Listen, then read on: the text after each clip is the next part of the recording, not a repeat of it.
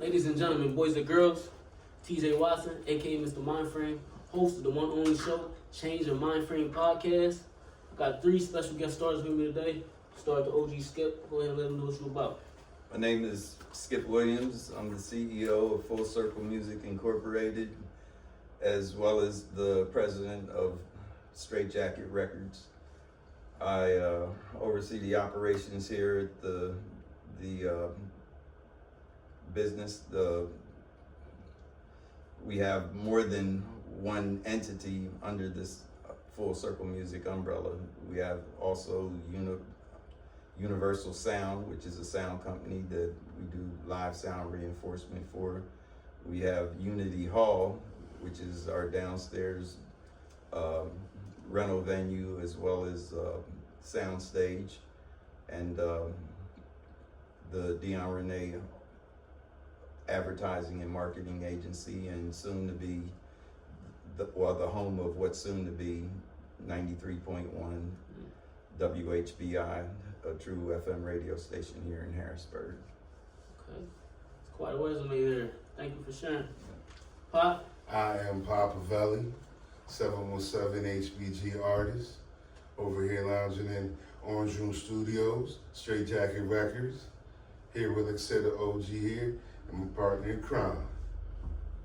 Give us some, Leo.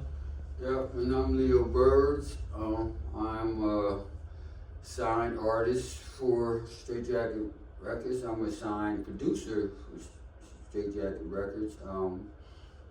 Over here at Full Circle, family. Yeah, that's who I am, Leo Birds, the producer. Thanks, fellas. I appreciate that. Today's topic is money. The concept behind it, goodness, evilness. You know, what has led y'all on y'all journey in life, man? Where y'all think it's going? You know, blah, blah, blah. So, when you hear the word money, first question you OG Skip. When you hear the word money, what emotions come up for you, positive or negative? And where do you think those emotions was formed? It's a little bit of both. I know that a lot of us have started out with the lack of money. Some of us are still experiencing that status, but the lack of money can create issues that just blossom into a rabbit hole of things that I'm sure a lot of us are already aware of. One of the things that I've learned over the years was that it is accessible, but there's a process to getting it in a way that you don't have to worry about somebody coming and taking it away and sometimes taking you away with it. So I feel like it's what you make of it. Yeah. Papa Velli, Yeah. how do you personally define money? And what do you believe money is really beyond bills and numbers? Bills and numbers, money, I've always felt like money was necessary. Money is more of a good feeling for me. You know, money's for reward, you know, from doing good in school or doing good in sports. Money, birthdays, I always receive money. Christmases, you know, I'd rather receive money than a gift. Okay. Leo Birds, do you believe money creates freedom or control, and why? In my opinion, I believe it has a dual thing that it does for people. I think that it does give you the freedom to do the things and exercise the things you want to do with your life, but at the same time, it, on the other hand, the dual side to it is that I think that when you captivate yourself or money is the only thing that drives you to do things, it also handicaps you and lessens you of that freedom of certain aspects of your life. So in totality, I'm just saying that it works a dual process. You need it because it's nothing but a promissory note in this country anyway.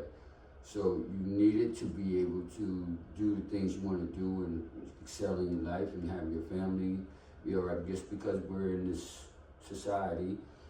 But on the other hand, I don't think that it's a good thing to worship it and have it be the all be all. Right. Go ahead, Mr. Skip. No, I'm done. Yeah, so I just wanted to add that just out of consideration for what these two brothers just shared was, a lot of times when you're speaking just about money itself, you always have to consider the fact that where it comes from changes the whole scenario, and in a lot of cases there's a price tag.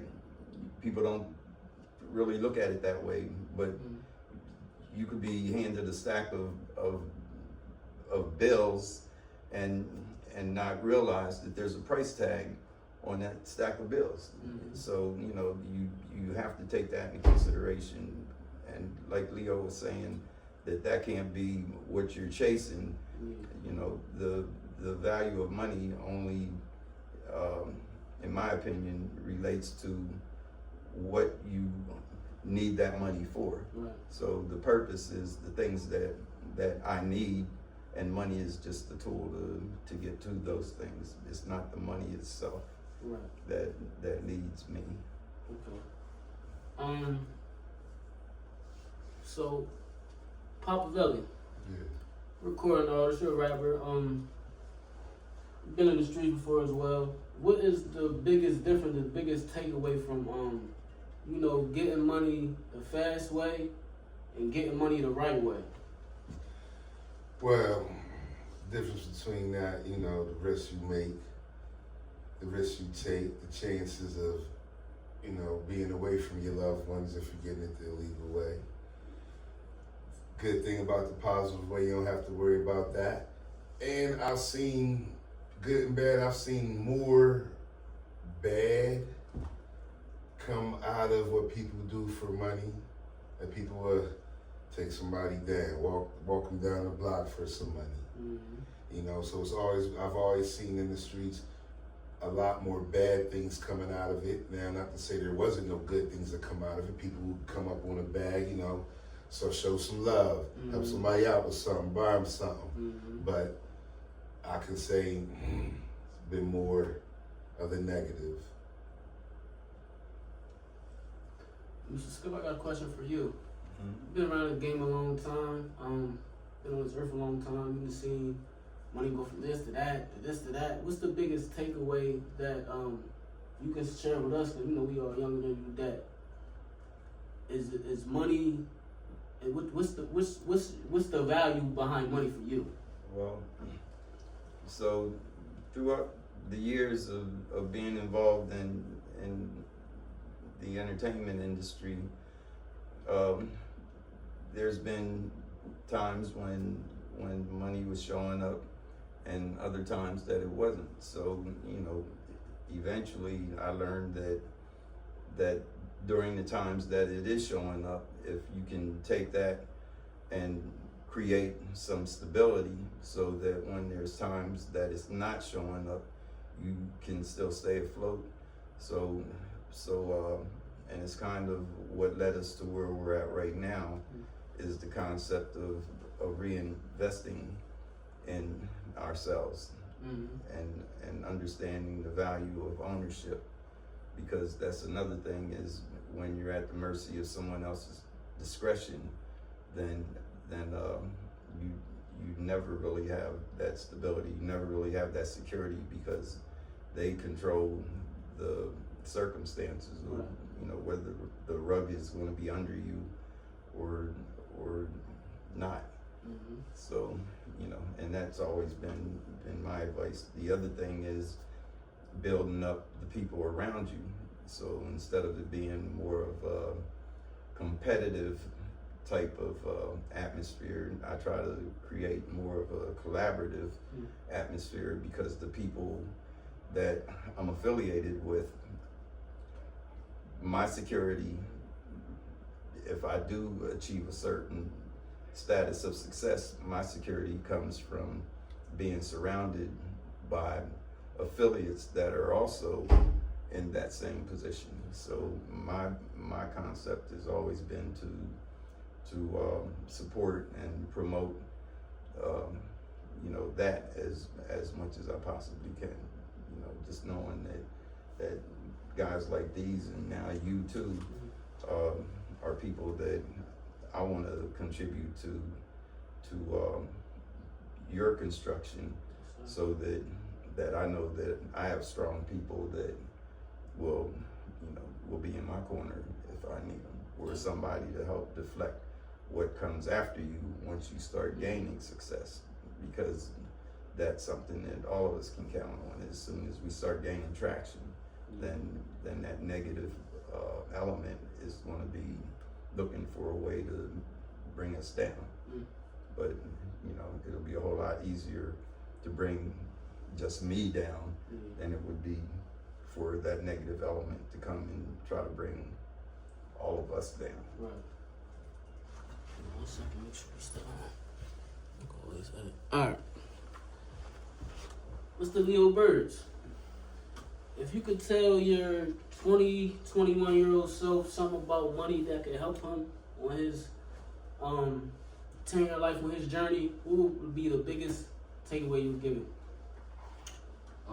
I'm going to kind of revert back to what Skip was saying, that first, it's always true. Now I would say a fool and how does term go? Fool and his money A soon fool and his money should soon depart. And I mean. And that term means to me that you have to be smart with your money. Like, it goes back to what Skip was saying. When you are making money and money's coming in, you have to think for the times when money might not be coming in. So just learning that lesson right there, because at 21, if I could talk to my 21-year-old self, I feel like I was rogue, and I really didn't care about money at that point. I mean, during those years, just say from 21 to 25 years old, I was really on the streets, and a whole lot of money was being made, and with no regard for the money. Just wake up in the next morning, okay, we're going to Virginia Beach, we're going to the Greek Fest, we're going to, Right. we're waking up and we're going hopping in these cars and getting kits on these cars, and all this stuff mattered, and that really didn't matter in hindsight. So I would tell myself,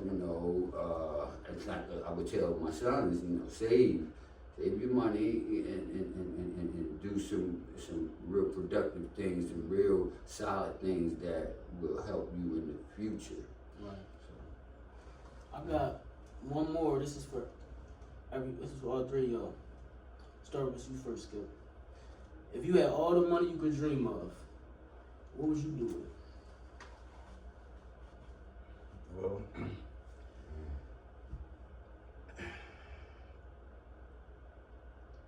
All truth. I don't care. yeah. Well, everybody wants to be able to live comfortably.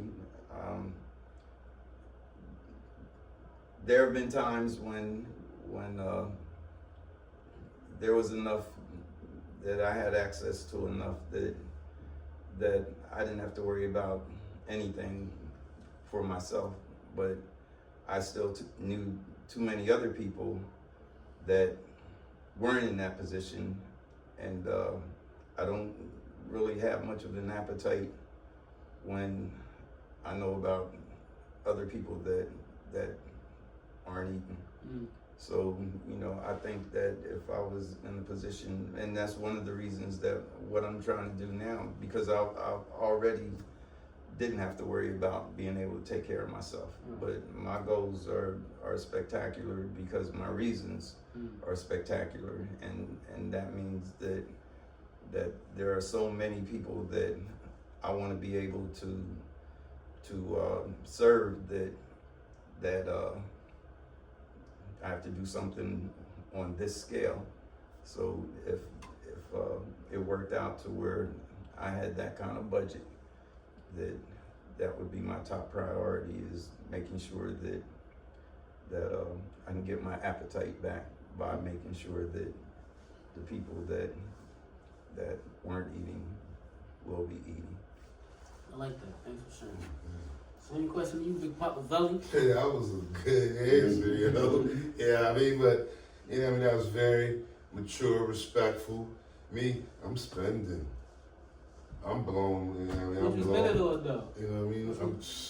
Whatever. I'm going to take care of my family. Most definitely, new house for the fam. Mm-hmm. Like, but I'm spending. Got 5 kids. I'm spending them. I'm spoiling. I'm continue to spoil mine.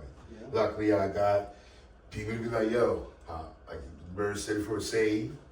It's good. You know what I mean? Okay, yeah, no doubt. Yeah. It's I'm something most definitely listening, but yeah, I'm spending.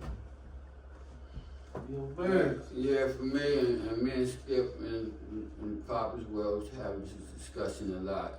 I think, you know, at my age and things that I seen now, I'm a simple person. I'm a simple man, if that makes any sense. And so I'm more of the Skip breed. I get happy and feel good and my days going good and I can smile good when I know the people around me are happy. And that's when I'm like happy. So I would be more of that person to be kind of the person that seeing other people eat. Right. You know, especially the people around me that I love, that you know what I mean, that I see want to help themselves, and you know, got some potential, and that's what probably my goals would be. I respect that. I appreciate y'all fellas. Appreciate Again, TJ Watson, aka Mr. Mindframe, host of the one and only show, Change Your Mindframe podcast. My 3 guest stars, Skip, Papa Velli, Leo Birds. Thank you fellas for coming on. Bless you on the show. Man, good love. Invite me into your studio. Thank you. Yes, sir. Uh,